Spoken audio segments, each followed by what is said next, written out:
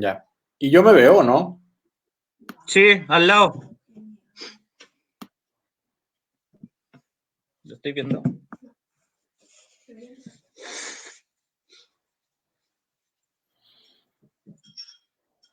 Ya. No te veo yo a ti, pero bien. Aparecemos los dos y aparece tu presentación perfecta. Ok, Tú no ves porque estás viendo la pantalla. claro. Ya, Sí. ya. ¿Ya le apareció? No apareció.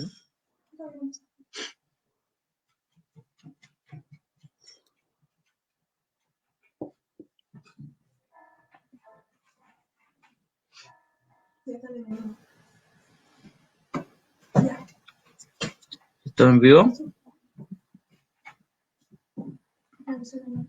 Ya. Esperemos que se vaya conectando Ujú. la gente. Ya estaba en vivo Alejandro Porcia, Sí. para que no nos agarremos ahí a trompadas. Bueno.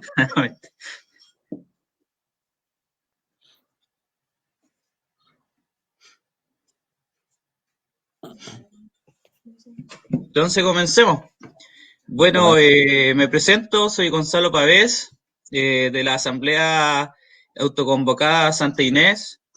Eh, bueno, hoy día tenemos un invitado especial, a Alejandro Dinamarca, profesor de la Universidad de Valparaíso, microbiólogo, experto en el tema y de lo que está pasando hoy en día en todo el mundo, que es sobre el COVID-19, el coronavirus que nos está afectando a todos por igual, a todos por igual. Entonces, él nos va a guiar hoy en día cómo podernos proteger, cuidar bien de este virus. Así que le damos la bienvenida a Alejandro. ¿Cómo estás, Alejandro? Bien, Gonzalo, muchas gracias por la invitación. La verdad es que la recibo con mucho agrado. Es un honor estar trabajando con usted en el sentido de poder transmitir algunas de las cosas que sé. Yo soy microbiólogo y lo que transmito es conocimiento desde mi expertise. No siendo virólogo específicamente, pero sí conociendo aspectos de la microbiología, ¿cierto? En términos generales, de las bacterias, de los virus, de los hongos que vamos a hablar un poquito ahora y también desde el punto de vista de cuáles son algunas reglas básicas que nos pueden permitir de alguna forma protegernos, ¿cierto? Sobre todo desde el autocuidado, de la comprensión de los tiempos que estamos viviendo, que obviamente son complejos, para poder ayudarles en el sentido, esta conversación que vamos a tener ahora es tratar de ayudarles desde el conocimiento para que se sientan más seguros, para que podamos enfrentar estos tiempos de, digamos, de completa desconocimiento, desde una filosofía que parte del saber. Y van a ver que sabiendo a veces se enfrenta con mayor seguridad y menor temor todas las situaciones que son inciertas. Mira, para comentar, nosotros acá en Santa Inés tenemos una cuadrilla de sanitización. Alejandro nos ha estado guiando cómo hacerlo correctamente, ya que esto igual genera ciertas dudas, que si estamos ocupando los químicos de forma correcta, no somos especialistas. Yo, por mi parte, soy proyectista, soy profesor también, pero esto es algo nuevo que nos pilló a todos de sorpresa. Bueno, no a todos realmente, porque se venía hablando de hace mucho tiempo que esto se podía pasar, que era uno de los riesgos. Se está hablando de diferentes microorganismos que pueden estar acechando a la humanidad, y aquí estamos, pues, pasó realmente lo que los especialistas estaban hablando y ahora, por lo menos en Chile, estamos, pero sobrepasadísimo en el tema de contagio. Y bueno, también bien criticada es la cifra de mortalidad también, que se está estudiando recién cómo analizar los diferentes índices. Entonces, Alejandro nos ha estado ayudando un poquito acá en la cuadrilla de sanitización, dando diferentes consejos, cómo poderlo hacer de una forma segura, pero efectiva, para poder controlar un poco la expansión de este virus dentro de la población. Lo primero que quería preguntarte, Alejandro, eh, ¿cuáles son los mayores riesgos que tiene este virus? Bueno, lo primero que vamos a partir diciendo es que en términos estrictos este virus es nuevo. Es un virus que recién se está conociendo a partir de diciembre del año pasado. Por eso se llama SARS-CoV-2 y la enfermedad se llama COVID-19. ¿Ok? El microorganismo se llama de esa forma y la enfermedad de otra. ¿Por qué? Porque de alguna forma se pretende o se busca diferenciar al agente etiológico, que es la bacteria, el virus, el hongo, etcétera, cuando hablamos de microorganismos, del tipo de enfermedad que produce. Por tanto, es un microorganismo muy nuevo, pero gracias a la ciencia y la tecnología se está conociendo mucho de él. Ya está descrito todo lo que es los aspectos de su biología molecular, ciertos aspectos de cómo se disemina, cómo afecta a las personas, y por tanto que hay que estar como un poco tranquilo que desde el punto de vista de conocimiento, la ciencia ha avanzado de tal forma que nos permite conocer mucho en muy poco tiempo de este microorganismo. Estamos hablando que en 6 meses se ha logrado avanzar mucho en el conocimiento. Sin embargo, también tenemos que decir que lo que preocupa es la capacidad que tiene de diseminarse a nivel global, es decir, en todo el planeta, en muy poco tiempo, la capacidad de diseminarse en el cuerpo y de traspasarse de persona a persona, causando un conjunto de patologías que inicialmente se consideraban que era solamente el sistema respiratorio. Hoy día sabemos que no solamente el sistema respiratorio se ve afectado, sino que también otros órganos y sistemas. Por ejemplo, a nivel de sistema digestivo, a nivel de sistema renal, etc. Por tanto, hay que tener algunas precauciones en relación a que el conocimiento está todos los días mostrándonos cosas nuevas con este virus. Pero en términos estrictos, debemos decir que las epidemias son parte de nuestra historia, ¿ya? Tienen que ver mucho con el desarrollo de la humanidad, tienen que ver con el aumento de la población, tiene que ver con la concentración de la población. ¿Qué significa esto? Significa que por un lado tenemos una gran cantidad de personas, pero por otro lado también tenemos una gran cantidad de personas en un territorio muy definido. Estamos hablando de la densidad poblacional. Son dos aspectos claves que han sido históricos en lo que nosotros conocemos como las grandes pandemias.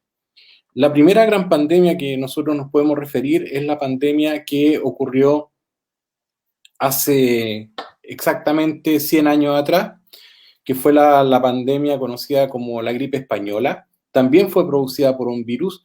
Y lo que ustedes pueden ver aquí en esta pequeña gráfica es que tenemos acá los años 1900, 1920, específicamente este pico que se ve aquí, el año 1918. Y después ya 1940, 60 y 80, una caída brusca, ¿cierto? ¿Qué representa esta gráfica? Representa el número de muertos por cada 100.000 habitantes, ¿ya? A nivel global. Y estos son los años. Como ustedes se pueden dar cuenta, hay una tendencia que va a la baja, desde el 1900 hasta el 1980. Sin embargo, en 1918, esa tendencia aumenta, es decir, hay más muertos por cada 100.000 habitantes de lo que venía siendo habitual. ¿A qué se debe eso? A la primera gran pandemia conocida en los últimos 100 años, que fue la gripe española. Pero si ustedes se dan cuenta, hay un crecimiento abrupto del número de muertos, pero al año siguiente, 1920-21, se restituye la curva de normalidad. ¿Qué significa eso? Significa que el brote estuvo confinado específicamente desde el 1918 al 1920 y luego ya hubo una normalidad. ¿Qué implica eso? Implica que, de acuerdo a lo que podemos conocer en términos de pandemias, los brotes son acotados, es decir, va a ocurrir un efecto en la población, va a haber una gran cantidad de personas afectadas, lamentablemente va a haber mucha gente que pueda morir. Sin embargo, por un equilibrio natural, después se va a restituir ese equilibrio evolutivo entre el patógeno y la población, ya sea porque la población va a empezar a inmunizarse porque aparece una vacuna nueva, porque aparece un tratamiento nuevo, vamos a hablar un poco de vacuna y tratamiento, ¿cierto? O porque el microorganismo tiende a desaparecer. Y luego se restituye, digamos, esta tendencia natural de lo que llaman morbilidad y mortalidad. Por tanto, las pandemias han existido en la humanidad, no son nuevas y lo más probable es que sigan existiendo. Ahora, lamentablemente, tenemos que decir que el cambio climático, el crecimiento de la población, la forma que tenemos de convivir, de alguna forma también están generando condiciones para la aparición de nuevos patógenos o patógenos que antes considerábamos como controlados. Mucho de eso tiene que ver con nuestra responsabilidad. Por ejemplo, el consumo de antibióticos. Cuando nosotros estamos usando antibióticos sin receta o antibióticos en forma desmedida, lo que estamos haciendo es hacer que se seleccionen aquellos microorganismos que son resistentes y por tanto ese antibiótico ya no va a funcionar, no va a servir. Por tanto, una de las primeras medidas en el autocuidado tienen que ver con no automedicarse, no comprar antibióticos en cualquier lugar y siempre tratar de usar los antibióticos con receta médica. Esas son las primeras normas del autocuidado. Lo segundo que hay que considerar es lo siguiente. Nosotros tendemos a pensar que todos los microorganismos son malos. Pues no es así. De hecho, durante mucho tiempo, a mitad del siglo pasado hasta principios de este siglo, se asumía que teníamos que excluir a todos los microorganismos de nuestro entorno, vivir en un mundo prístino. Sin embargo, actualmente sabemos que el hombre, las personas, tienen microorganismos en su cuerpo, por ejemplo, a nivel intestinal, por ejemplo, en la piel. Y estos microorganismos de alguna forma son beneficiosos para cada uno de nosotros. Si nosotros no tenemos estos microorganismos, probablemente nos vamos a enfermar. Muchos de estos microorganismos incluso nos defienden frente a agentes patógenos. ¿Y cómo se, digamos, que establece esta microbiota, que se llama así, el concepto es microbiota humana, a nivel de nuestro intestino, a nivel de nuestra piel? Pues bien, por ejemplo, con una alimentación adecuada, con un estado de salud adecuado. Eso aporta mucho a que los microorganismos que tengamos sean un balance positivo entre los beneficiosos y los que no son beneficiosos.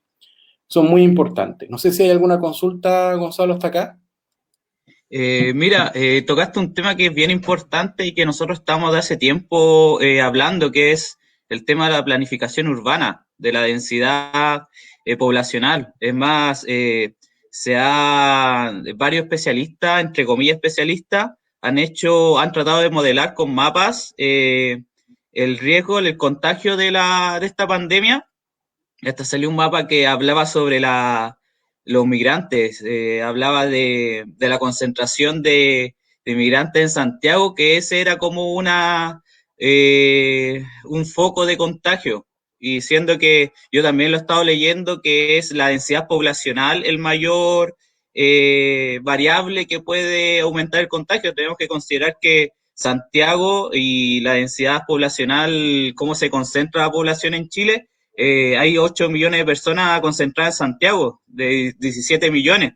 Es una superficie muy, muy chica y eso también tiene que ver con la planificación urbana de Chile, que se ha dejado totalmente al mercado. Tenemos un ejemplo Viña que es casi pura segunda vivienda, tenemos las tomas, la gente sin las necesidades básicas cubiertas, que agua potable, alcantarillado, salud, educación. Entonces, igual esto ya está dejando evidenciando que la forma de planificar la ciudad que fuimos pensadas, eh, hay que decirlo con su letra, fue equívoca. O sea, dejar totalmente la planificación urbana al mercado fue un error. O sea, que te digan que la densidad poblacional es uno de los elementos que la variable más notoria del aumento de los casos, igual es un buen dato. O sea, hay que estudiar bien el tema para que la planificación de la ciudad sea holística, no solamente del pensamiento monetario.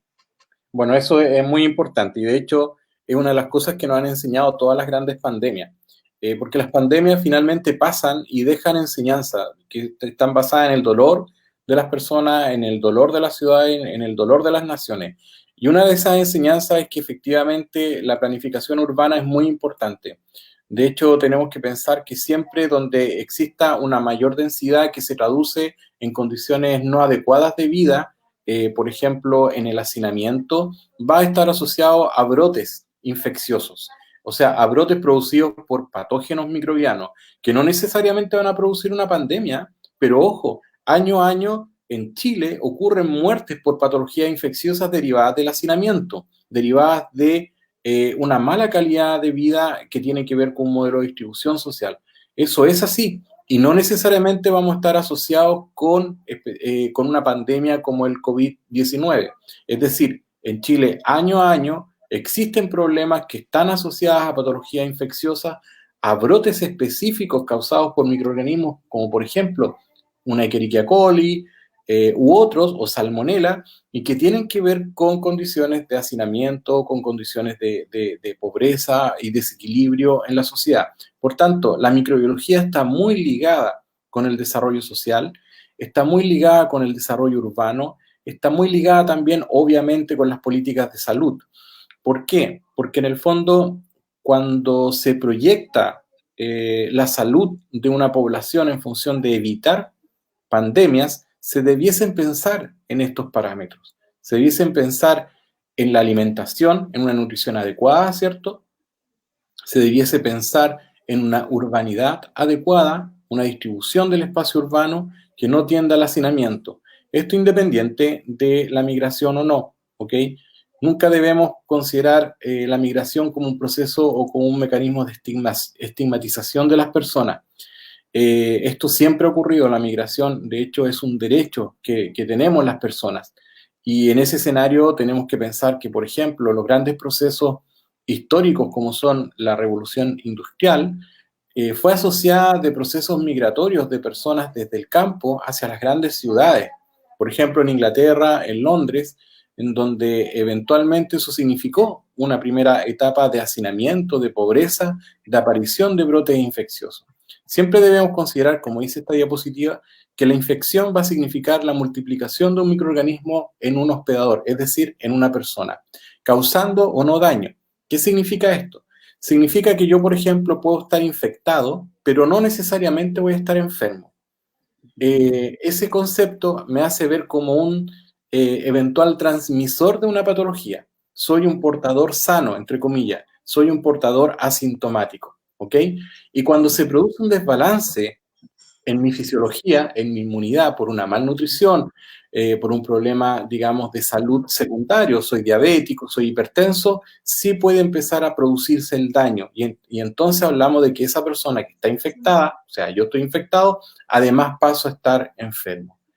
Siempre vamos a decir que hay un equilibrio entre el patógeno, por ejemplo, un virus, con su hospedador a nivel comunitario o a nivel individual. ¿Qué significa eso? Significa que eventualmente existe una pequeña lucha entre mi sistema inmunológico y el patógeno.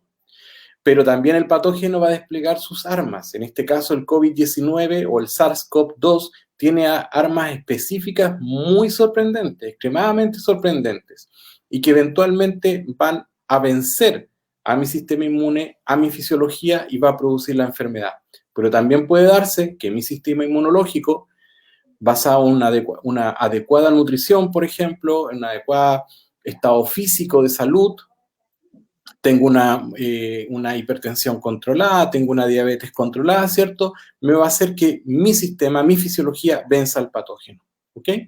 Obviamente, si el patógeno mata a su hospedador, hasta ahí nomás llega, ¿cierto? Y se genera el problema que todos sabemos. En general, vamos a decir que los daños se pueden producir por la aparición de un nuevo patógeno, en este caso el SARS-CoV-2, que produce una epidemia a nivel global, ¿cierto? Una pandemia, y también cuando hay una disminución de la resistencia de la persona al patógeno. Es decir, yo soy un portador, por ejemplo, por decir algo, del pie de atleta, un hongo que afecta a los pies normalmente, se pega cuando vamos al gimnasio, cuando hacemos deporte o en cualquier condición X.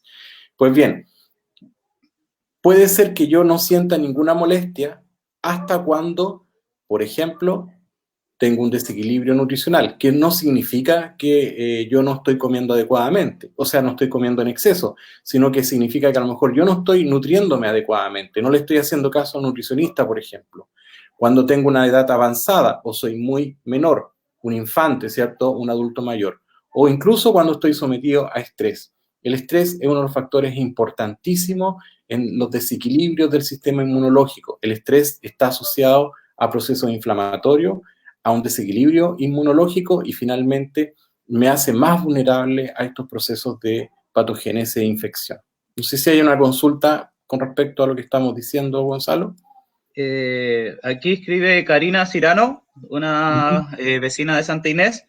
Se necesita que se planifiquen las ciudades en base a las necesidades de las personas y no los grandes capitales. Mónica Fernández del Pino comenta también, así es, la migración es un derecho humano y eso hay que difundirlo porque hay mucha gente que no lo sabe y habla contra los migrantes. Bueno, las dos cosas son muy asertivas. En un principio, las ciudades debiesen ser pensadas a una escala humana, ¿ya? Eso significa que las ciudades no debiesen ser pensadas, por ejemplo, en el automóvil, en el sistema de locomoción. Debiesen ser pensadas a una escala de las personas. Es decir, y sobre todo en estos tiempos, y créanme que probablemente en un futuro, que cuánto debo desplazarme para llegar próximamente al colegio, a mi trabajo, por ejemplo, a un sistema de salud, sin tener que, por ejemplo, usar mi auto o utilizar un sistema de transporte durante muy largo tiempo. Pensemos que en Santiago, por ejemplo, una persona que vive en Puente Alto y trabaja en Las Condes, hasta hace 5 años se demoraba aproximadamente 1 hora y media o 2 horas en llegar al trabajo. Y de vuelta lo mismo, es decir, eran 4 horas de su vida destinadas solamente a desplazamiento. ¿Ok? Esa es una muy mala tendencia, una muy mala planificación urbana. Nosotros en la quinta región también tenemos una situación similar, no tan evidente, pero que debiese ser proyectada desde otro punto de vista, a escala humana, a escala de cuánto me demoro caminando, ¿cierto? Porque eventualmente el desplazamiento a pie podría tener un impacto incluso positivo en muchas áreas, como incluso en el medio ambiente. No usar tanto combustible fósil, por ejemplo, por decir una de las cosas.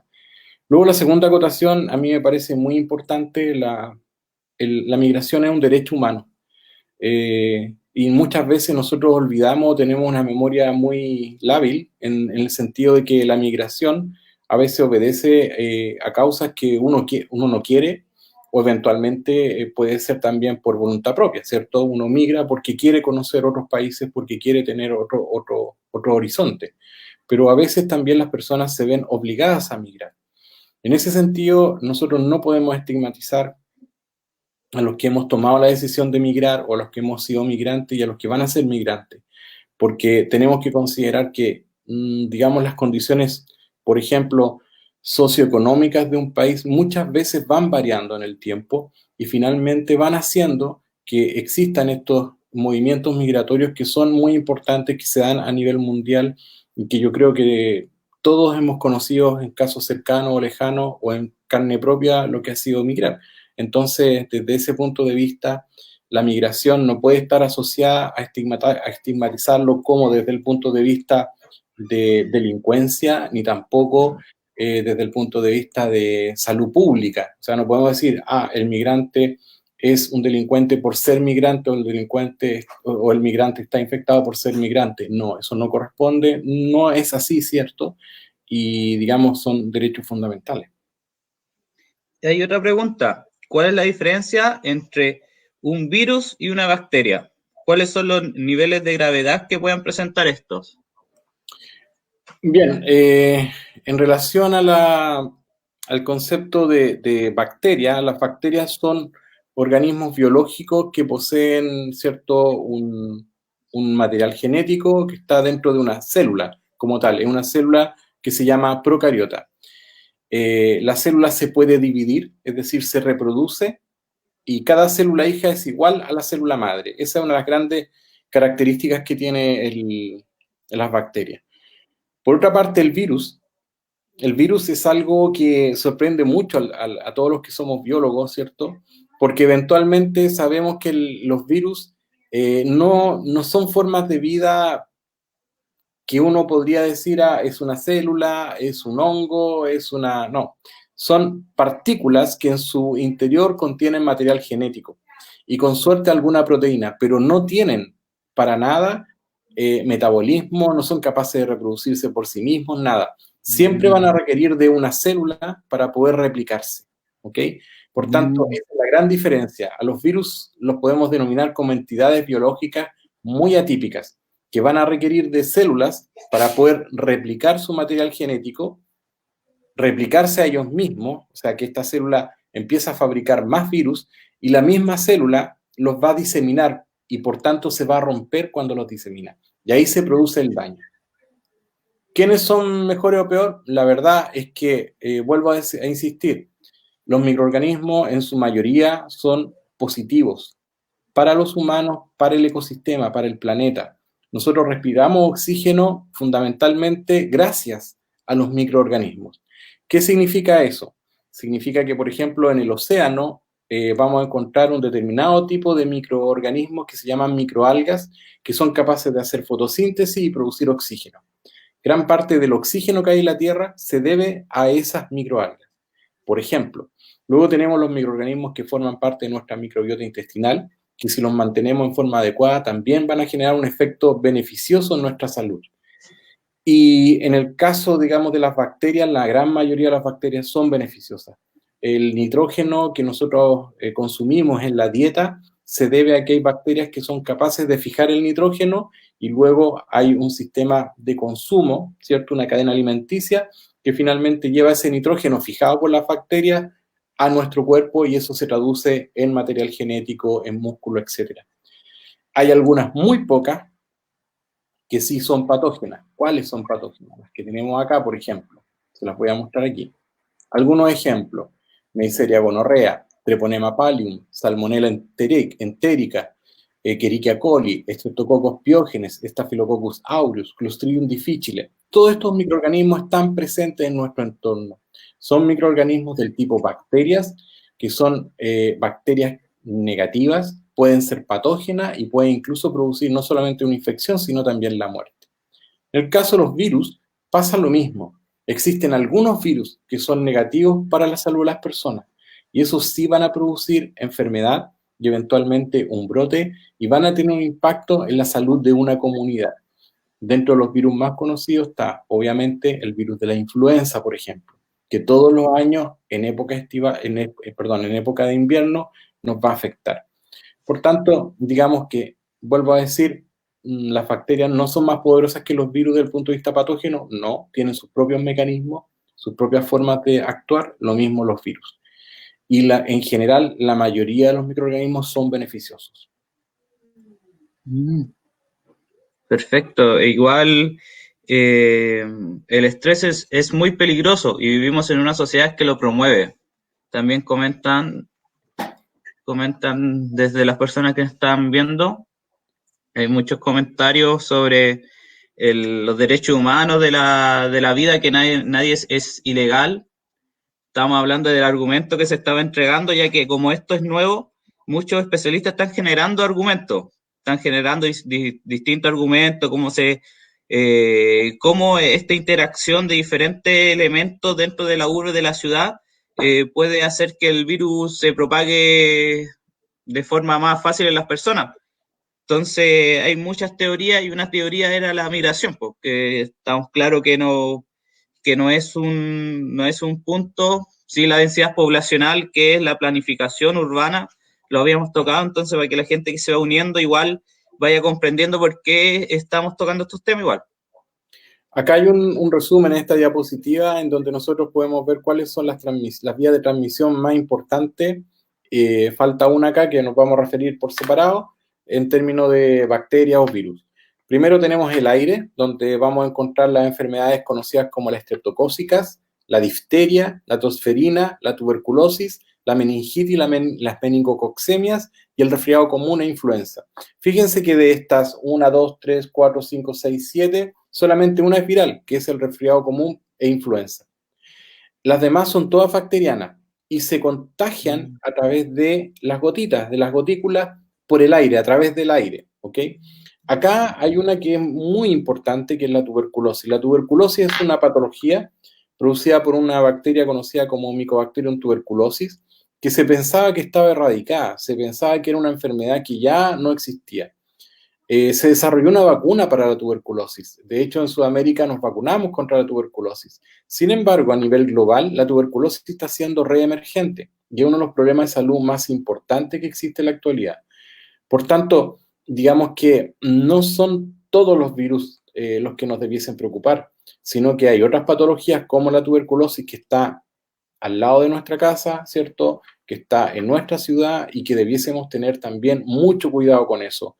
Dentro de las medidas de responsabilidad más importantes, insisto, en la no automedicación, en no consumir antibióticos comprados, por ejemplo, en la feria, antibióticos comprados en un almacén, etcétera, porque eventualmente esto está favoreciendo que estas patologías que son muy graves, ¿ah? La difteria, la tosferina, la tuberculosis son muy graves, estén reemergiendo.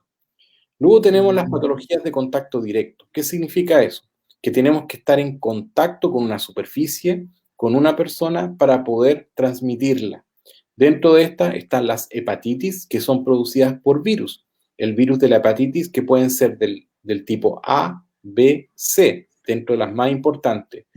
¿Cuáles son las más importantes en Chile? La hepatitis A, por ejemplo, que se puede contraer consumiendo agua que esté contaminada, que se puede contraer bañándose, por ejemplo, en un río, en un lago o en una playa que esté contaminada. Luego tenemos las úlceras gástricas, en donde ustedes deben saber que la úlcera gástrica no es una patología de origen nervioso, es una patología infecciosa que es producida por una bacteria que se llama Helicobacter pylori, ¿ya? ¿Cómo se contagia la úlcera gástrica? Por contacto directo, normalmente a través del beso, ¿ya?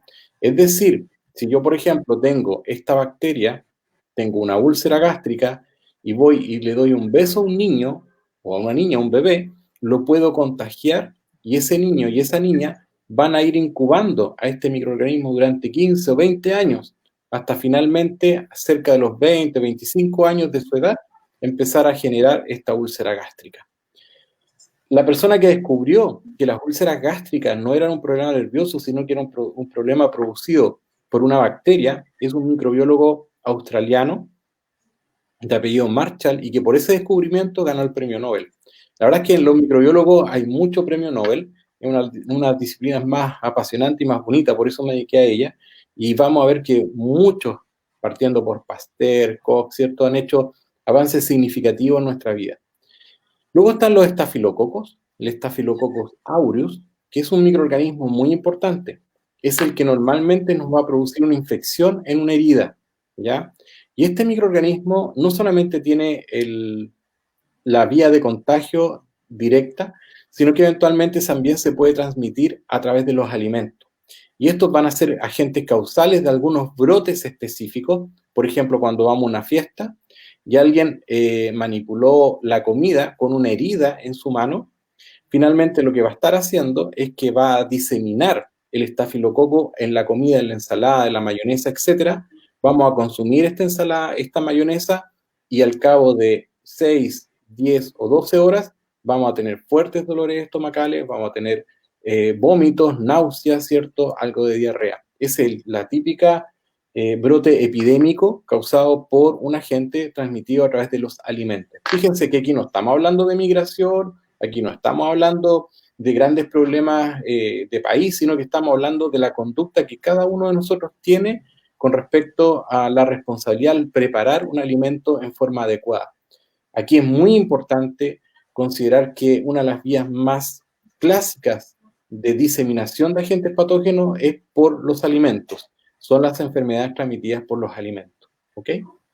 Y luego tenemos la enfermedad de transmisión sexual, en donde la conducta humana es muy importante. Aquí estamos hablando de la gonorrea, de la sífilis, de la clamidiasis, del herpes, de las tricomonas. El herpes es viral, la clamidiasis, la sífilis y la gonorrea son producidas por bacterias. Y aquí, nuevamente, es la conducta humana, la conducta de la persona, es cómo nosotros nos protegemos o protegemos a nuestras parejas en función de no diseminar estos agentes patógenos. Aquí también tenemos que contar al virus que es el VIH. ¿Ok? No sé si hay una pregunta con respecto a esto. Sí, hay varias preguntas. sobre los antibióticos, pero también están los antibióticos que están en las carnes rojas y blancas que consumimos y ahí no tenemos ninguna injerencia, o sea, del abuso de los antibióticos por, por la industria alimenticia. Ya. Hay otro también. ¿Cuáles han sido las pandemias o microorganismos más letales en la historia de la humanidad? O sea, ¿qué microorganismo o pandemia ha matado más ser humano? Vamos a partir por la última pregunta. Bueno, claramente la pandemia de hace 100 años atrás, la gripe española, ha sido una de las más mortales. Mató más personas que la Primera y la Segunda Guerra Mundial juntas. ¿Ya? O sea, imagínense la magnitud de muertes en solamente un año y medio. ¿Se acuerdan cuando mostré el gráfico? Decía, aparece 2018 y termina por ahí por 2020, 2021. Bueno, en ese periodo muy breve mató a más personas que la Primera y la Segunda Guerra Mundial juntos.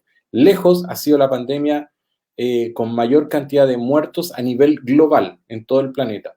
Luego también está, por ejemplo, la peste bubónica o la peste negra, que estamos hablando de una peste que asoló, una pandemia que asoló Europa fundamentalmente, que se ubicó en las zonas costeras, principalmente en los puertos. Está asociada a que el vector de diseminación, ¿cierto?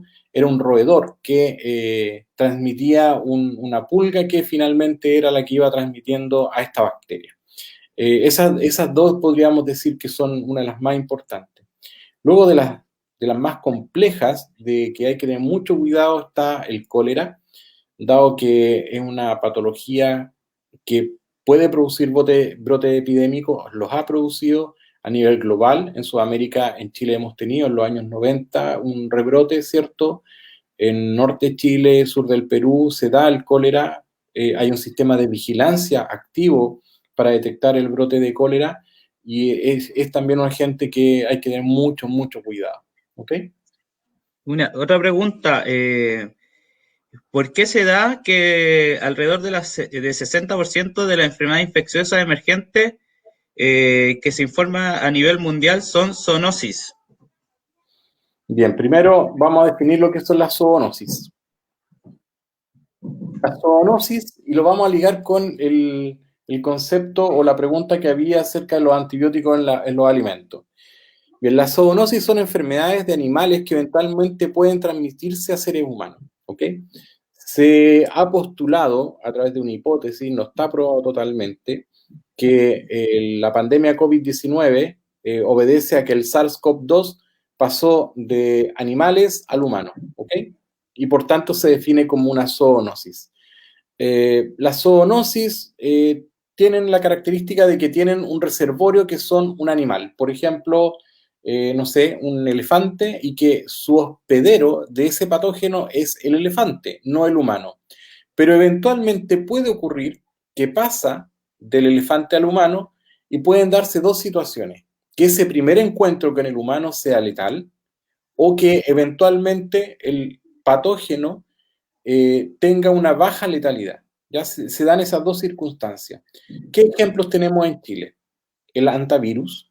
El antivirus es una patología viral que está focalizada en Chile, no se da en el resto del mundo, salvo 2 o 3 países por ahí, y es el virus que se transmite a través de la orina del ratón de cola larga, que ustedes, yo creo que todos han escuchado hablar de eso. Pues bien, ¿qué es lo que ocurre ahí? Cuando estamos en contacto con este virus, que tiene como reservorio al ratón de cola larga, y por tanto es una zoonosis, este primer encuentro tiende a ser extremadamente letal, cerca del 70% y superior de mortalidad, es decir, es un virus muy mortal.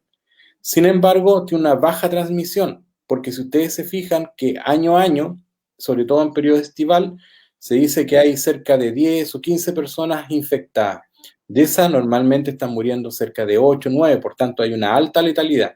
Es un virus que se transmite poco, pero tiene una alta letalidad. ¿Qué ocurre acá? Que nosotros debiésemos trabajar en el desarrollo de vacunas, ¿ok? Que pudiesen enfrentar el problema del antivirus. Pero el problema es que no se desarrollan estas vacunas. Y la pregunta que yo dejo para todos ustedes, ¿por qué no desarrollar una vacuna para el antivirus, siendo que es un virus que afecta a los chilenos y que es de alto cuidado? Una pregunta para la reflexión. En términos de la zoonosis, también nos lleva al uso de antibióticos en lo que son, digamos, los animales de crianza para consumo humano, ¿ok? Que es lo que llamamos para proteína humana. Los animales que están en cautiverio también sufren enfermedades zoonóticas. Y como están en una condición de alta densidad, ¿cierto? Normalmente hay muchos animales que están en cautiverio para el procesamiento de proteína de consumo humano. Suelen aparecer estos brotes zoonóticos, ¿ya? Y lo que se usa es tratarlos con antibióticos. El problema no es que el antibiótico esté en la carne, ¿ok? Porque normalmente usted va a hervir esa carne, va a freír esa carne y el antibiótico se va a degradar. O sea, sufre un proceso térmico y el antibiótico pierde su efectividad, se degrada, etcétera. Son termolábiles. Ese es el concepto, termolábiles. Muchos de ellos. El problema no es que esté el antibiótico en la carne, sino que el problema es que al utilizar estos antibióticos que podrían ser los mismos que se destinan para tratar patologías infecciosas en humanos, lo que se está haciendo es utilizar un agente terapéutico en un ambiente en donde se puede favorecer la resistencia a los antibióticos. Y el gran problema que tenemos actualmente no son tanto los microorganismos patógenos, sino que esos microorganismos que son patógenos son resistentes a cada uno de los antibióticos que tenemos como arsenal de batalla. No sé si se entiende, Gonzalo. Sí, Entonces, desde ese punto de vista, el problema no es que la bacteria sea patógena, sino que es patógena y además es resistente a todos los antibióticos que se podrían utilizar en una persona determinada que es infectada con un patógeno simple, pero que es resistente. Entonces, es- ahí está el problema de utilizar antibióticos en la salmonicultura, de utilizar los antibióticos en la ganadería, etcétera. Y por eso Chile ha avanzado en dos áreas. Primero, en regular desde el punto de vista sanitario el uso de antibióticos en estas áreas. Y segundo, buscar alternativas al uso de antibióticos, es decir, otro tipo de compuestos que eventualmente puedan ser mucho más eficaces, más eficientes y de uso muy terapéutico en términos de ser balas directas y matar solamente al patógeno o afectar solamente al patógeno y no al resto de los microorganismos. una consulta, Alejandro, y el tema de los pesticidas, insecticidas que se ocupan harto en el agro, estamos hablando netamente de la carne, pero también estos con el monocultivo y la ingeniería genética también se está ocupando bastante en la agricultura, estos químicos también que pueden causar cierta alteración. Bueno, ese es un área que no manejo mucho en términos, digamos, de uso químico en la agroindustria. Eso no lo conozco mucho yo en términos, digamos, porque no soy agrónomo, no soy de esa área.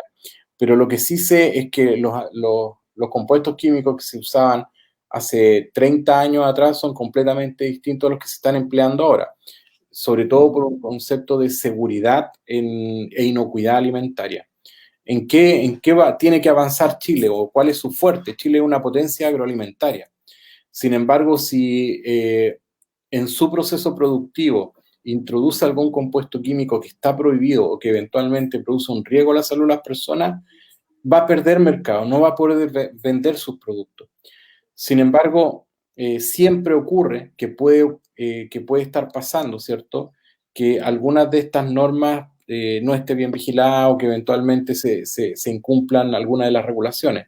Pero en términos, digamos, generales, lo primero es que los químicos que se usan actualmente no son los mismos que se usaban hace 30 años y Chile tiene que estar a la altura de ser una potencia agroalimentaria. Eso es muy importante. Ahí estaba la doceava sucia, la doceava de la muerte, que se ocupaba harto en Chile en el agro antiguamente, que hay registro también de zonas que quedaron altamente contaminadas con estos químicos. Claro, son probablemente químicos que se fabricaban, se elaboraban hace 30, 40 años atrás y que después ya fueron siendo prohibidos por entidades en Estados Unidos, en Europa, y que ya los países ya no pudieron producir más con ese tipo de químicos. Eso entiendo yo que ha ido ocurriendo. Pero como vuelvo a repetir, no soy especialista en esa área. Ya, perfecto. Continuemos con la presentación. Bien, entonces, digamos que siempre vamos a tener que considerar que cuando existen patologías, existen infecciones, puede dar origen a una epidemia. Y aquí vamos a hablar de dos tipos de epidemias. Una que vamos a denominar una epidemia de fuente común y otra que es de traspaso de persona a persona. Las fuentes común son muy importantes para nosotros como comunidad, ya como ciudades, como barrios, etcétera. ¿Por qué?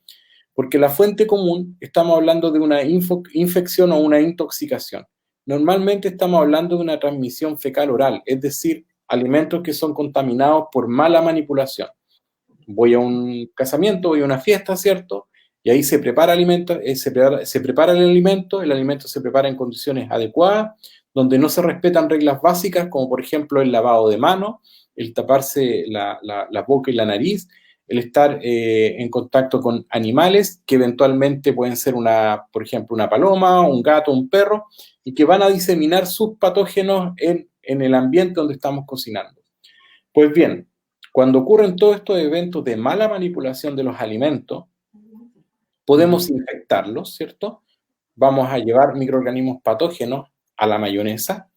Y luego si ocurre un segundo evento que tiene que ver con el almacenamiento y mantener la cadena de frío de ese producto no se cumple, es decir, lo dejo durante una noche porque el evento va a ser mañana, a temperatura ambiente en el verano, lo que voy a hacer es que finalmente el microorganismo se va a empezar a reproducir, a reproducir, a reproducir y va a alcanzar una cantidad necesaria para producir una enfermedad. Esa enfermedad no solamente va a ser una persona, sino que va a ser en todos los que asistieron a ese matrimonio, a ese casamiento, a esa fiesta de despedida, etc. Y ahí estamos hablando de un brote epidémico con una fuente común, es decir, era la mayonesa que comimos, que consumimos. Eso es lo típico que nos ha pasado a todos, ¿cierto? Y es más común de lo que realmente creemos, ¿ya? Principal causa, la responsabilidad de la mala manipulación de los alimentos durante la preparación, durante el almacenamiento, durante la cadena de frío. Y ahí estamos hablando principalmente de la transmisión fecal oral. ¿Qué significa eso? Que en el fondo no me lave las manos después de ir al baño, preparé los alimentos, contaminé con mis fecas, ¿ya? Tenía una herida en la mano, preparé los alimentos, contaminé con mi herida, ¿ya? Ahí es donde yo soy el responsable. Y luego tenemos los orígenes epidémicos en donde hay un hospedero, ¿cierto? Una persona que va contagiando al resto. Aquí estamos hablando del famoso portador asintomático, me siento bien, o tengo algún problema, me duele la garganta, tengo como un malestar estomacal, etcétera, pero sigo circulando o necesariamente debo seguir circulando, pero no tomo las medidas de precaución. Y eso significa que voy traspasando el microorganismo de persona a persona. En un día puedo tener contacto con 4 o 5 personas diferentes, les doy la mano, los saludo, etcétera, cobro el vuelto, ¿cierto? Le entrego, pago con un billete, con moneda, entrego productos, recibo productos, etcétera, y así voy diseminando el patógeno. Ahí estamos hablando de un traspaso de persona a persona. Un solo individuo infectado inicia el proceso de brote epidémico, ¿ya? Y aquí podemos ver dos tipos de curva. Esto que vemos aquí, que es una curva que se inicia, aumenta rápido y cae, ¿cierto? Aquí estamos hablando de un origen único, la fiesta. Fui a una fiesta y todos nos enfermamos, el brote único, en un tiempo muy acotado. Y esta verde que está acá es más lenta. Vamos pasando de persona a persona, de persona a persona, de persona a persona, ¿ok? La pregunta es, ¿el coronavirus, el COVID-19, qué es? ¿Es de este tipo o de este tipo? Bueno, al parecer es de este tipo, pero tenemos que decir que en 3 meses ha tenido un comportamiento muy similar a esta curva. Es como cuando dijeron que la están aplanando, la aplanaron al revés, Bueno, verticalmente.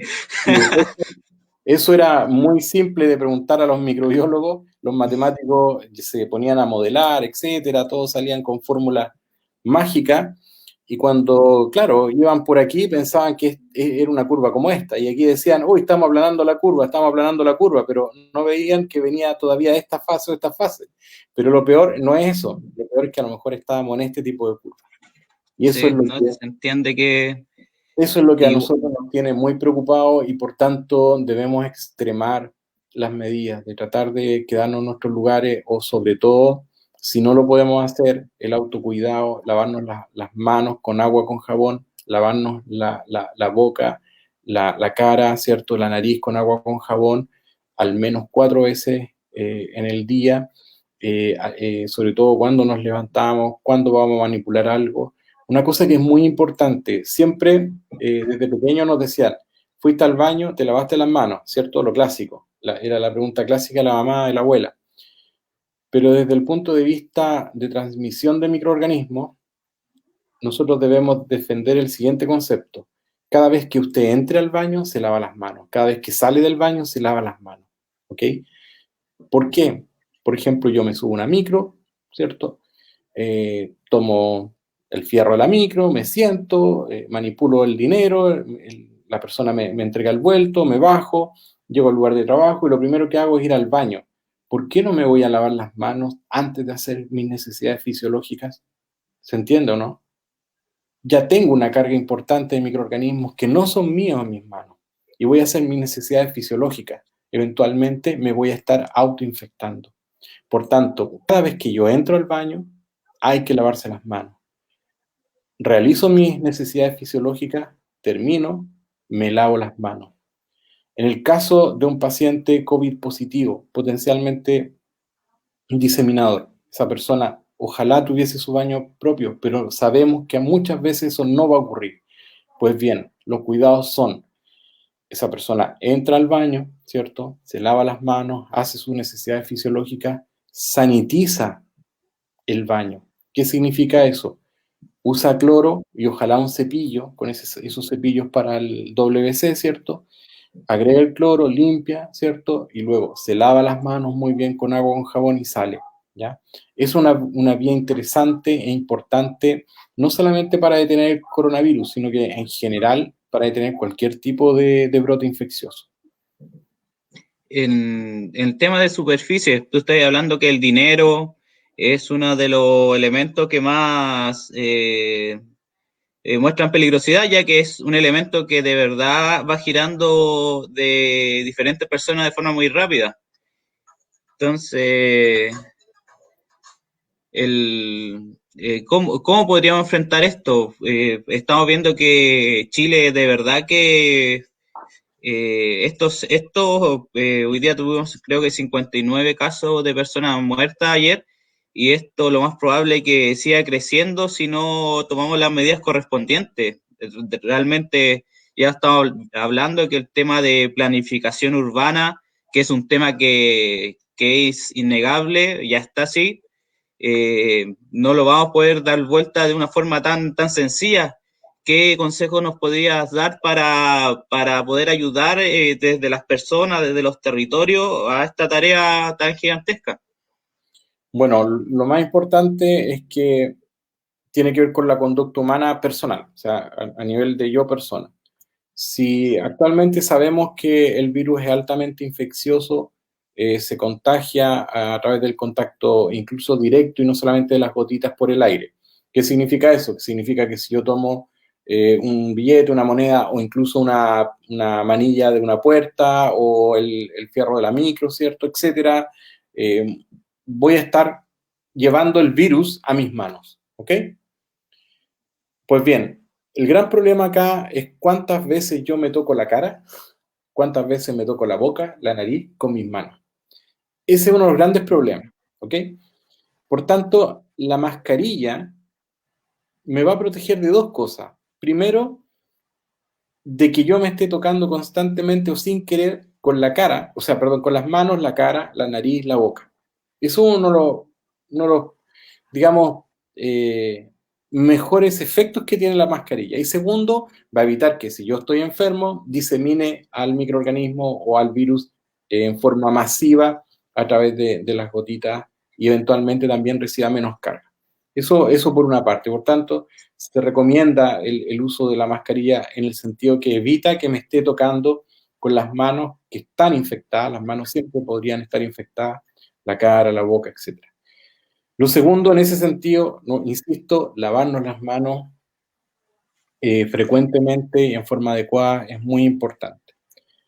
Lo tercero es todo lo que yo voy a manipular, que tiene que ver con alimentos para mí o para otros, es fundamental que existan normas de higiene, preparar los alimentos en forma adecuada, en un espacio adecuado, preparar los alimentos con protección, lavándome las manos previamente, la contaminación cruzada. Si yo voy a manipular pollo, por ejemplo, el pollo lo tengo que lavar previamente.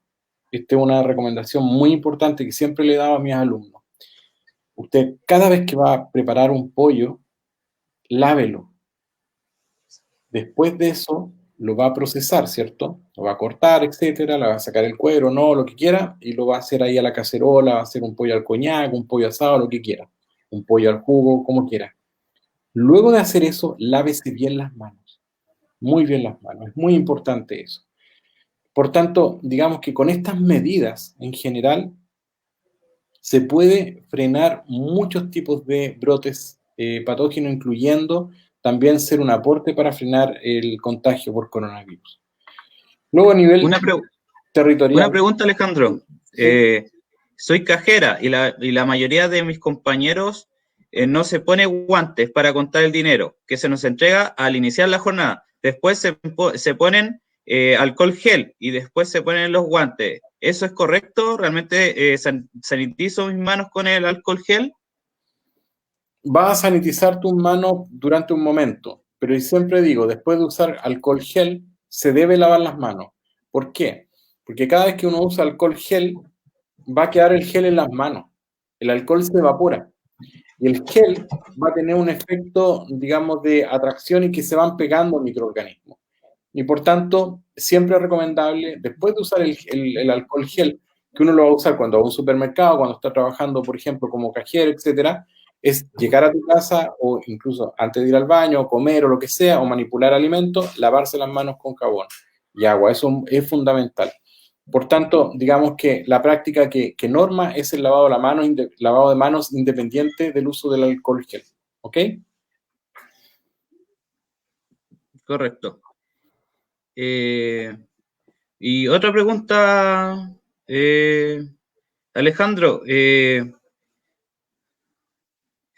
un aporte, mejor dejar de consumir animales, nos agrega una compañera que está viendo este tema. Igual estamos hablando de cambios conductuales, o sea, tenemos que poner todas las conductas humanas que puedan estar causando cierto riesgo en análisis, analizarnos cómo nosotros podemos estar interviniendo y causando mayor problema en esta pandemia. Yo creo que es necesario analizar todo, poner todo en un ojo crítico, porque no podemos estar cada 2 años cayendo en una pandemia mundial como la del coronavirus. Por lo menos esto es único, pero no nos dice que con el calentamiento global sea totalmente único, que no se vengan ya más pandemia o algo que sería más peligroso, que fuera un microorganismo que fuera más mortal, más letal para el ser humano. El coronavirus es letal, pero podría afectar a uno con mayor letalidad. Bueno, lo primero es que cuando uno tiene que modificar conductas y que son tan radicales como decir, bueno, ya no comemos más carne, ¿cierto? Es complejo porque no todas las personas estamos dispuestos quizás a hacer ejercicio por historia de vida, ¿cierto? Por gusto, etcétera. Pero obviamente uno comprende y entiende a las personas que toman esa decisión porque creo que es una decisión valiente, que es una decisión bastante racional y que tiene mucho sentido bajo muchos puntos de vista. Sin embargo, hay que también pensar en las personas que piensan diferente. Yo creo que el entendernos en ese escenario va a ser fundamental para enfrentar las próximas pandemias, las próximas crisis del agua, ¿cierto? Las próximas crisis económicas. Yo creo que el entendimiento mutuo de cómo nos miremos a la cara desde posiciones diferentes, ya sean políticas o, por ejemplo, alguien come carne, otro no come carne, va a ser fundamental para que podamos construir una nueva sociedad después de la pandemia. La pandemia nos va a enseñar eso. claramente el consumo de carne debe ser disminuido, eso sí, yo estoy seguro que los niveles de consumo de carne, que pueden ser incluso diarios, deben ser reducidos porque no se justifica, ¿ya? Hay que tener como horizonte familiar, tener un equilibrio nutricional adecuado, que esté guiado por personas que sepan, ¿cierto? Yo creo que eso es muy importante. Eso va a permitir que otras patologías como la diabetes, la hipertensión, también se frenen, que uno no lo ve, pero la diabetes, la hipertensión también son pandemias. También hay que considerarlas como problemas a nivel global, que generan impacto que no es tan visible, que no es tan notorio como el coronavirus, pero que tienen igual valores de mortalidad y superiores, muy, muy, muy superiores. Así que sí, es válido, pero también es válido que una persona diga, bueno, a mí me gusta la carne, voy a seguir consumiendo carne, pero también estoy dispuesto a reducir el consumo de carne. ¿Okay? Y esto lo digo por si me ven en la carnicería ahí comprando carne, sepan que soy carnívoro, pero también respeto a las personas y comprendo de lo que están hablando, cuál es su postura, y a veces hasta la comparto. Mira, otra pregunta, ¿qué podemos hacer con los productos que compramos en el supermercado o en la feria? Lo primero, la feria evidentemente es un lugar de riesgo actualmente, es un lugar que debiese tener una rápida intervención desde las autoridades en el sentido de cómo está funcionando. No estoy hablando de eliminar la feria, ¿ya? Pero sí de la forma de funcionamiento y en lugares donde esté funcionando. Claramente son lugares y momentos que se congregan muchas personas, que existe riesgo de contagio, ahí el riesgo de contagio es alto, ¿ok? Y por tanto, debiésemos pensar en otra modalidad de ferias a la brevedad posible. Eh, es una pena, es claro decir que la gente que trabaja en las ferias, que vende en sus puestos el sustento de su familia, eso también hay que decirlo.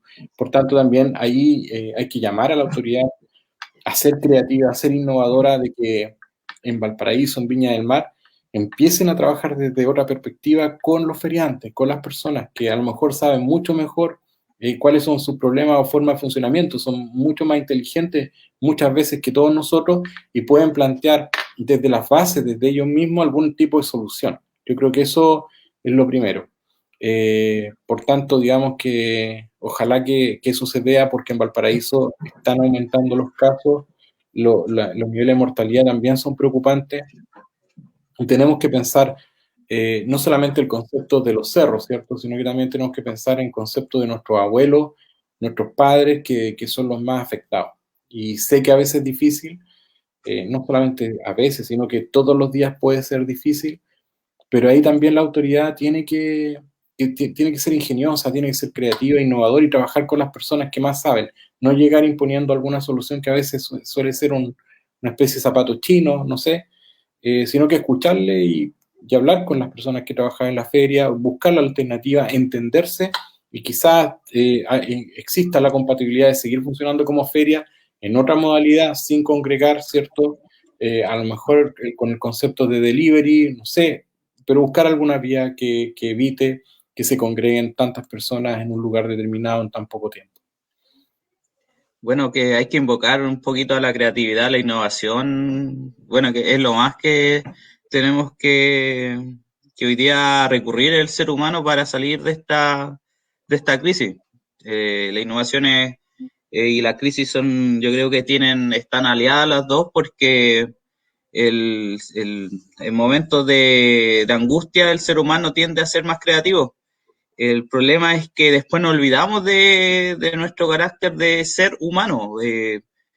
Dejamos al lado todo, ya lo vimos con la revuelta social el 18 de octubre pasado, que se debería venir un cambio conductual humano profundo aquí en Chile, pero a pasar el tiempo esos cambios se fueron cambiando, postergando, leyes en contra de la ciudadanía nuevamente, lo que siempre se ha criticado mucho, si tenemos que decir que de forma lamentable, porque es lamentable, nuestras autoridades tienen mínimo apoyo, un 2% el Senado, el Congreso, entonces eh, los cambios conductuales, lo emocional que representa el ser chileno o ser humano, la emoción se está perdiendo y tenemos que ver también que esta pandemia está dejando otra pandemia que es de la salud mental.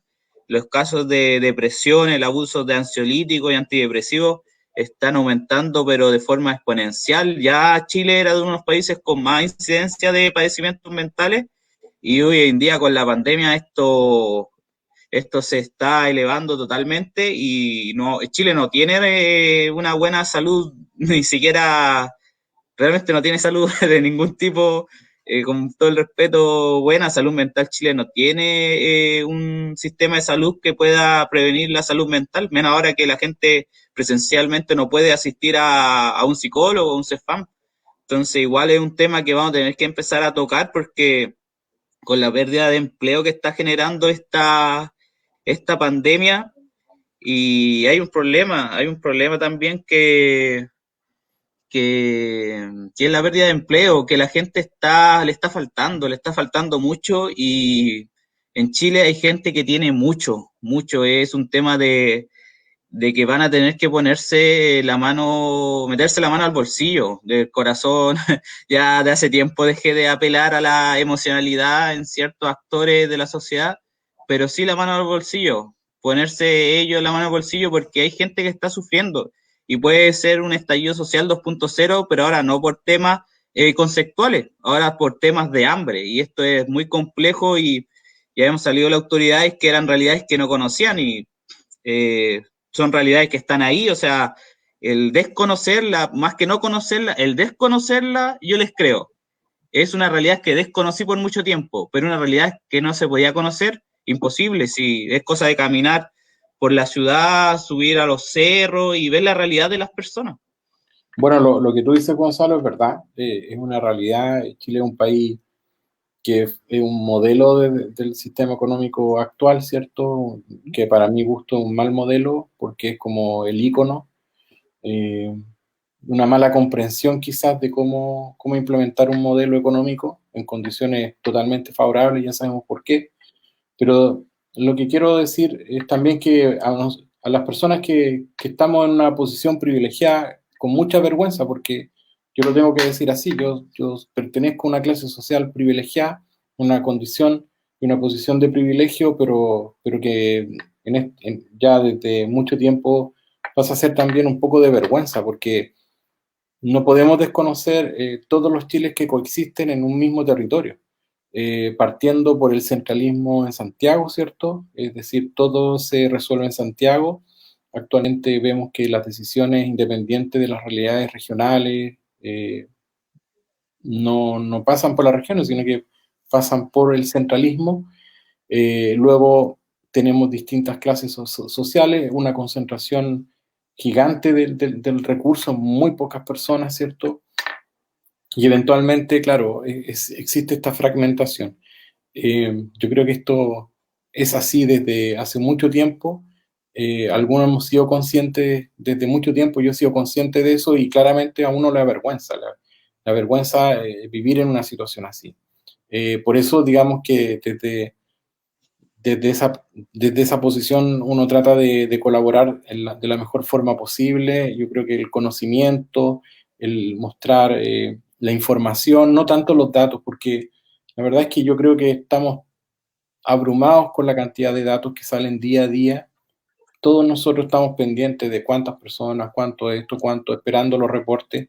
Y eso genera una tendencia que yo creo que apunta un poco a lo que decías tú, Gonzalo, que ya las personas tienen un poco de ansiedad de saber qué va a pasar y estamos como colgados de la brocha, por así decir, desde ese punto de vista. Entonces, yo la verdad es que sugiero ir a la información. Estos conversatorios yo creo que son muy buenos, son muy agradables, por así decir también, y que tienen una lógica diferente porque no hay una pauta, no es como un matinal, ¿cierto? Que en el matinal está todo pauteado, existe una estructura, hay que hacer llorar, hay que mostrar el caso extremo, hay que lograr una fidelidad emocional con la persona para que no se cambie de canal y esté conectada ahí. Esa es la realidad, eso es. Eh, y por tanto, cuando hablamos de espacios conversatorios, que no hay una pauta, que hay digamos, intercambio de conocimiento, de información, hace más libre a las personas, porque finalmente el saber, el tener la información adecuada, entrega más seguridad, que es lo que estaba hablando al principio. Tenemos otra pregunta Ujú. que en relación a lo que está sucediendo con el coronavirus y la experiencia que tiene el profesor, ¿qué podría significar el proceso de bioremediación en el paño Las Salinas propuesto por COPEP de la familia Angelini? Nos preguntaron a la última pregunta. Bueno, no conozco en detalle la información. Los conceptos de bioremediación son conceptos que existen, algunos de ellos nosotros también hemos utilizado. Digamos que no hay mucha relación en términos estrictos con la pandemia, o sea, no existe una relación. Sin embargo, siempre tenemos que considerar que cada vez que trabajamos con microorganismos, trabajamos con bacterias, con hongos, con virus, tenemos que tener las medidas de seguridad adecuadas. Y también tenemos que responder a las regulaciones locales, regionales y también de los países. Eso es muy importante. Y ahí claramente las comunidades que estén informadas, la voz de los expertos, digamos, en relación a los temas, es fundamental, ¿ya? Porque eso nos permite que quienes tengan que tomar decisiones las tomen en forma adecuada, pero también en forma comunitaria, porque al principio decíamos, bueno, ¿qué pasa con las planificaciones urbanas? ¿Qué es lo que queremos hacer con nuestro espacio, o sea, con nuestra región? ¿Queremos más mall? ¿No queremos más mall? ¿Queremos más hospitales? ¿No queremos más hospitales? ¿Queremos más espacios destinados a las ferias abiertas, a colocar huertos naturales? ¿Qué queremos hacer con nuestra región? Yo creo que el problema va más allá. El problema es cuál es nuestra cultura como porteños, como viñamarinos, como quilpuenos, como gente de Villa Alemana, de Quillota, etcétera. ¿Qué es lo que queremos? ¿Qué es lo que somos y qué es lo que queremos? Y en función de eso construir. No en función de lo que nos entreguen o quienes tengan digamos, la posibilidad de hacer, decir, bueno, vamos a hacer esto porque significa más trabajo, más empleo, más esto. No, sino que finalmente la decisión tiene que ser porque todos digamos, bueno, queremos vivir en una ciudad que tenga espacio abierto, que nos permitan caminar más que andar en un transporte público, en un auto, etcétera. Eso es parte de la cultura de una región, es una cultura de un país, etcétera. Tiene que ver con la cultura que nosotros tengamos. La cultura no entendía en el saber, sino que en las preguntas que nos hacemos en función de nuestra existencia. No sé si me explico. Sí, totalmente lo entendemos. Nosotros como asamblea y desde Santa Inés de hace mucho tiempo estamos proponiendo los plebiscitos ciudadanos. El problema es que en Chile, para lograr alcanzar un plebiscito ciudadano es muy complejo. O sea, estamos hablando de que se necesita, para que la decisión sea vinculante, o sea, obligatoria para el poder que esté a cargo, se necesita el 50% de las personas que votaron del padrón electoral. O sea, ni siquiera para las elecciones presidenciales se pide tanto. Entonces, es un problema grave que tiene la democracia dentro de las ciudades, dentro de la urbe, dentro del habitar, que al final no se le consulta a la gente, no se le consulta qué necesita, qué quiere o cómo se le está yendo afectado. Tenemos el tema de que habíamos tocado mucho de la planificación urbana. La planificación urbana acá en Viña del Mar se ha perdido un poco el tema de la ciudad jardín. Entonces, ¿cuándo se nos preguntó a nosotros si queríamos una ciudad de cemento o una ciudad jardín? Nunca se preguntó y los jardines Bueno, empezaron a perderse y esto estuvo planificado. eso es importante lo que estás diciendo y yo creo que hay que apelar un poco a la historia y a la memoria histórica que se pierde rápido, ¿ah? Siempre hablamos de la historia del 1800, de hecho hay un señor que es muy conocido porque escribe libros acerca, digamos, de historia de los grandes próceres, ¿cierto? Y es muy conocido por eso. Eh, y yo le diría a ese señor, sin conocerlo directamente ni nada, que escriba un libro acerca de la historia de Viña del Mar. que conozca cuál es el origen de Viña del Mar. Viña del Mar es una ciudad industrial. Ese era el origen de Viña del Mar. Pasó de ser una ciudad industrial a ser una ciudad turística. Una ciudad turística que tenía una piscina abierta, que hoy día construirla en cualquier ciudad del país sería impensable, porque atentaba contra toda lógica, pero era hermosa. No sé si ustedes saben que existía una piscina en Ocho Norte. Sí, sí, sí. Tenemos Entonces, en la conocimientos de medida la que piscina. nosotros dijéramos, bueno, ¿qué fue Viña del Mar, por ejemplo? ¿Qué fue Valparaíso? Y fuéramos sorprendiéndonos, en función de eso tendríamos la capacidad de evocar y tener la voluntad de revivir ese tipo de cosas. Pero si todos los años estamos pendientes, por ejemplo, del Festival de Viña, llega a diciembre, enero y nos mantienen pendientes con el Festival de Viña, el Festival de Viña, eso borra toda memoria. Si ustedes me preguntan qué es más importante, el Festival de Viña o evocar la memoria histórica de Viña del Mar, en donde podemos ver que tenía una piscina espectacular, y yo digo, bueno, algo negativo también hay en el Festival de Viña del Mar desde esa perspectiva. No de entretenimiento, porque claramente un entretenimiento, etcétera, que mantiene a las personas, digamos, eh, interesadas durante un tiempo, está bien, pero también tenemos que ver el punto de vista de cuál es la verdadera historia de Viña del Mar. Y ahí yo les llamo a que eventualmente ojalá tengan un conversatorio que recupere un poco la memoria perdida de esta ciudad que es hermosa.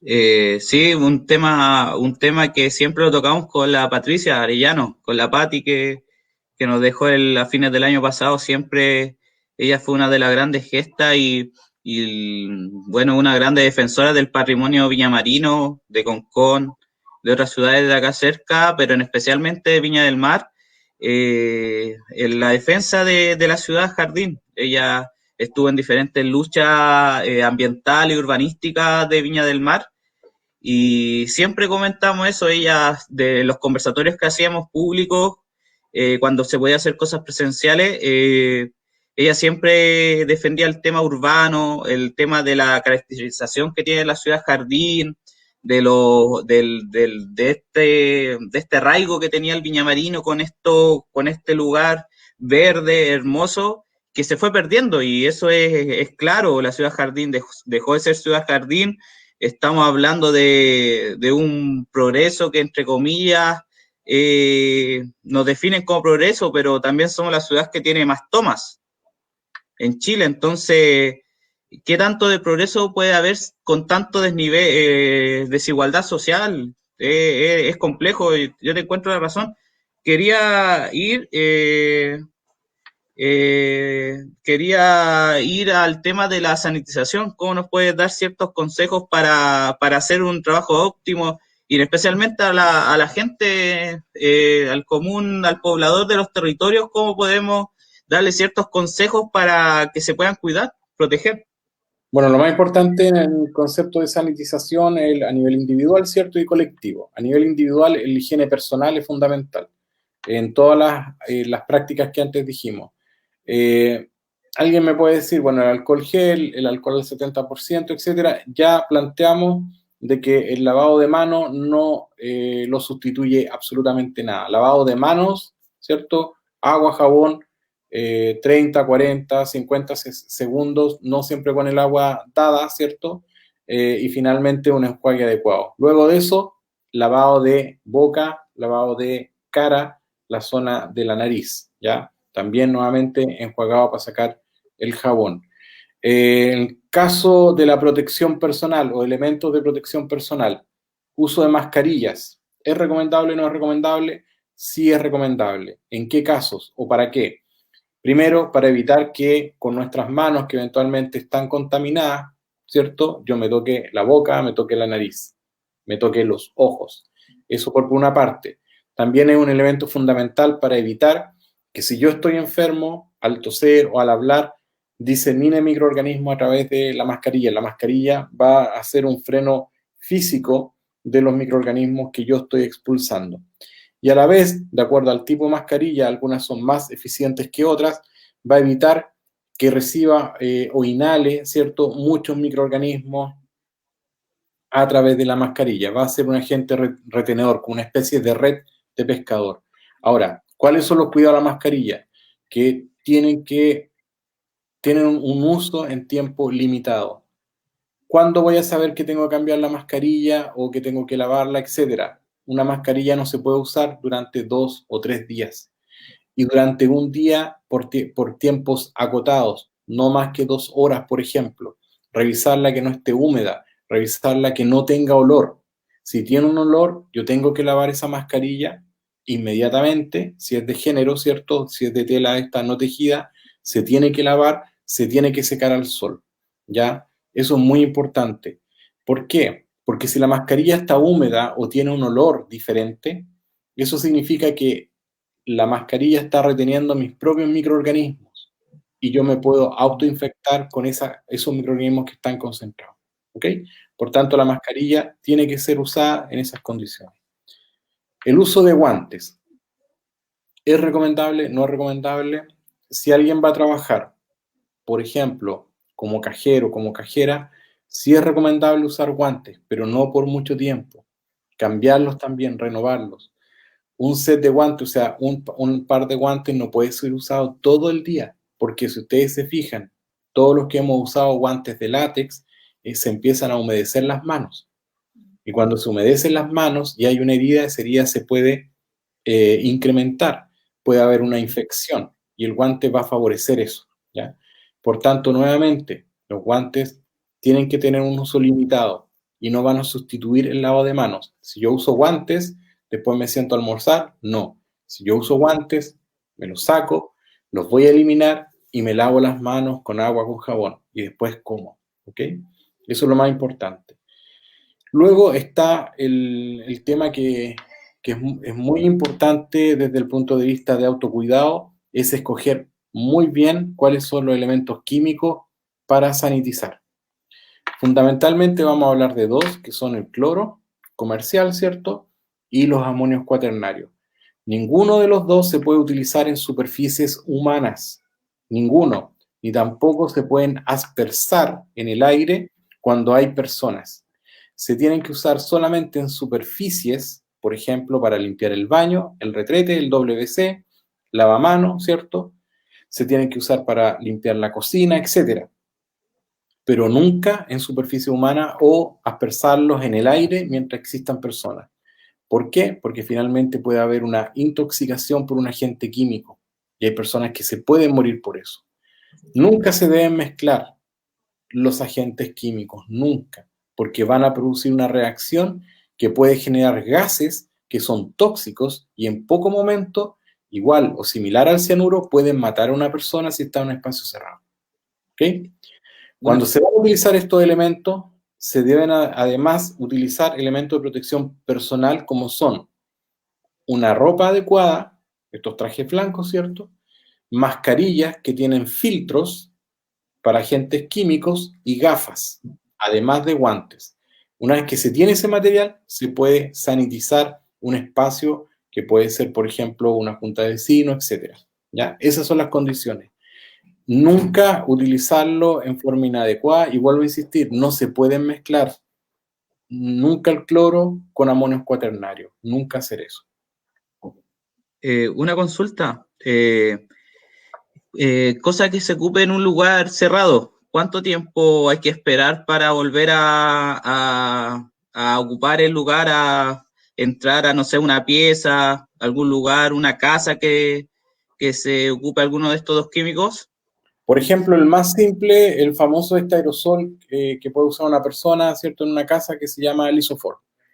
Bueno, el problema acá es que si se aspersa en una habitación, va a quedar en el aire, ya va a pasar 1 hora, 2 horas, y eventualmente una persona puede ser alérgica o puede ser más sensible a esos químicos en el aire.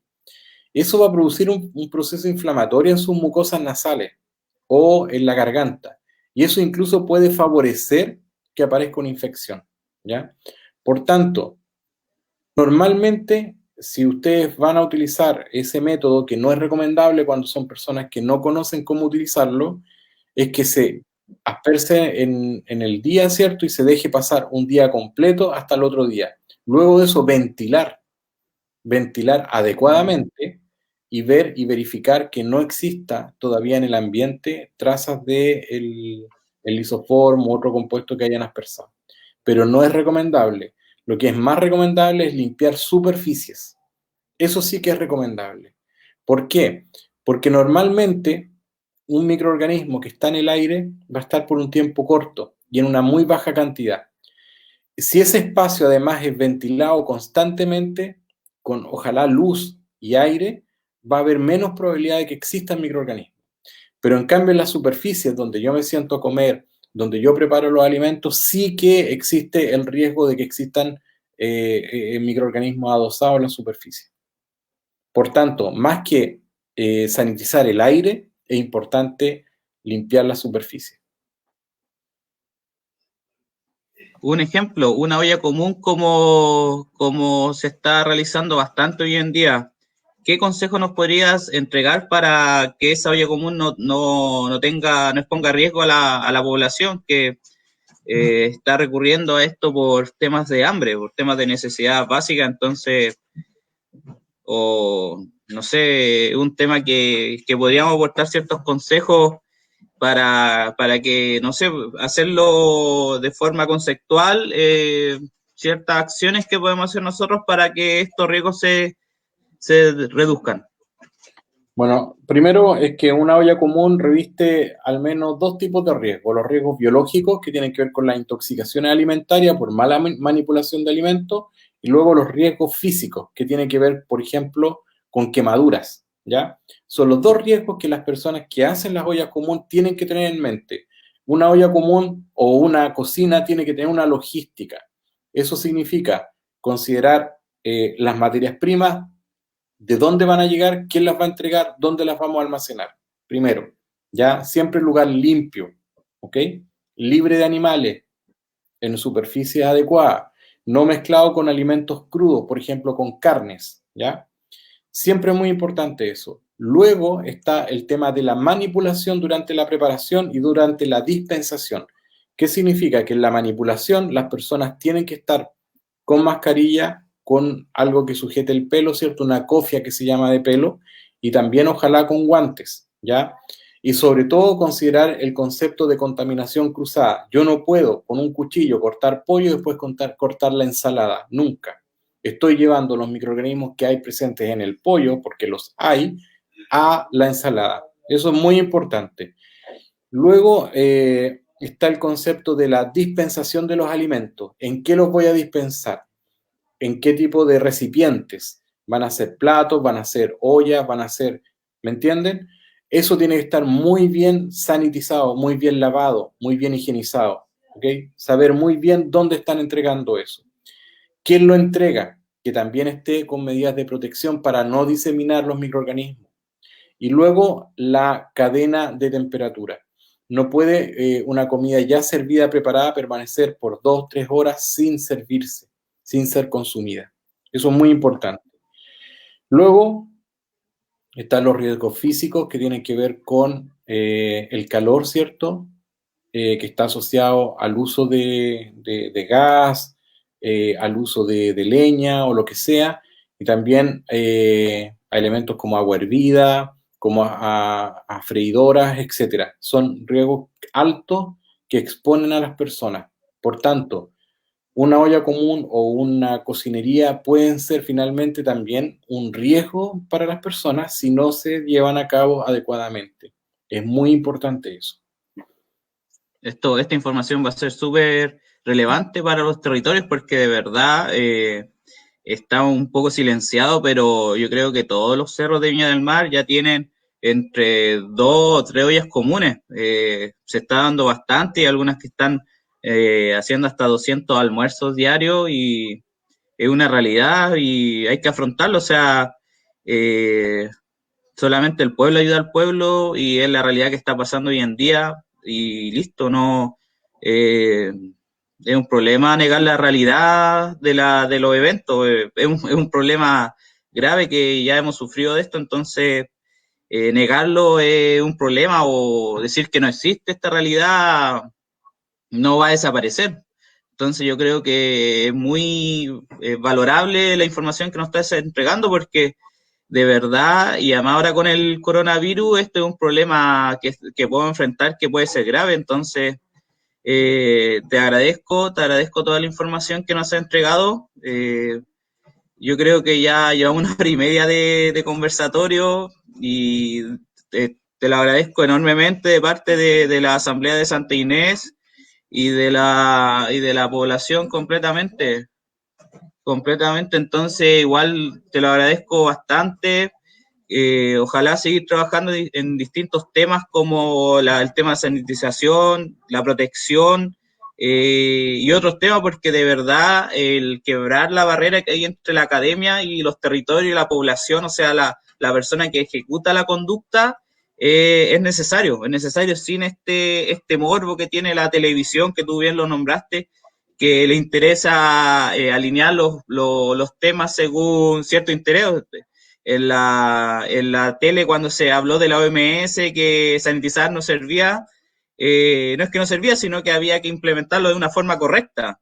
Entonces, tenemos también, la otra vez me lo dijo mi hermano, me dijo, hay que tener cuidado con los temas que se tocan desde la ignorancia, porque tenemos un concepto, la OMS, cuando empezó el problema del VIH, del SIDA, decía que los preservativos no ayudaban a cuidar del SIDA. Entonces, al comienzo de esta pandemia dijo que las mascarillas no eran efectivas, que no servían, que no había que ocupar mascarillas.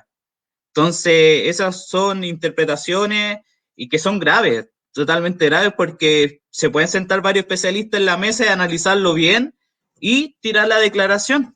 Y eso puede tener un problema conductual de salud que puede ser muy complejo, y yo creo que con la información que nos ha dado hoy día Alejandro, podemos empezar a trabajar y después hacer nuevos cambios prolongados en el tiempo y ver cómo bajamos esto. Viña del Mar es la comuna con más contagio a nivel regional y la región es con más alta mortalidad. Entonces tenemos que hacer algo, tenemos que entre todas las partes tocar estos temas.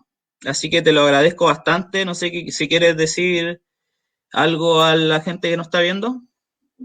Nada, porque lo más importante, Gonzalo, es siempre partir de que potencialmente el riesgo existe en términos de enfermedades infecciosas en general y que la conducta humana es lo que prima, que la conducta personal.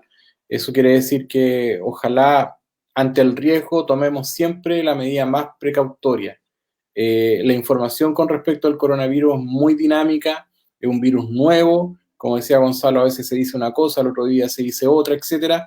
Y frente a eso, lo más importante es el sentido común. Estamos hablando de una pandemia, de una infección y cómo yo evito la infección. Básicamente, en lo que a mí respecta, es la conducta personal, la higiene, ser responsable, considerarme siempre como un eventual agente diseminador, pensar que no puedo contagiar a mi familia, no puedo contagiar a mi esposa, a mis amigos, a mis colegas, etcétera.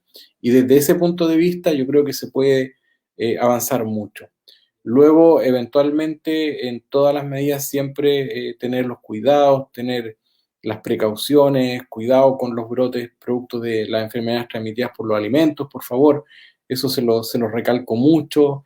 Máximas medidas de preocupación, personas que estén dedicadas fundamentalmente a la higiene, a la logística de la higiene, que no es menor, y luego también a los eventuales problemas con las quemaduras, evitar eso, por favor, en lo que sea posible. Yo creo que eso, en el fondo, quería transmitirles, contarles un poco de los microorganismos. Recuerden que los microorganismos explican nuestra vida, la mayoría son beneficiosos, tenemos una microbiota intestinal que nos permite incluso ser felices, que explica nuestra conducta, nuestra inteligencia, nuestra no inteligencia también cuando hay un desbalance, que mantiene activo nuestro sistema inmunológico, y muy pocos microorganismos, muy pocos son agentes patógenos. Así que nada, pues muchas gracias por este conversatorio, por dar el espacio, ¿cierto? Y para lo que necesiten, siempre aquí vamos a estar disponibles yo como persona.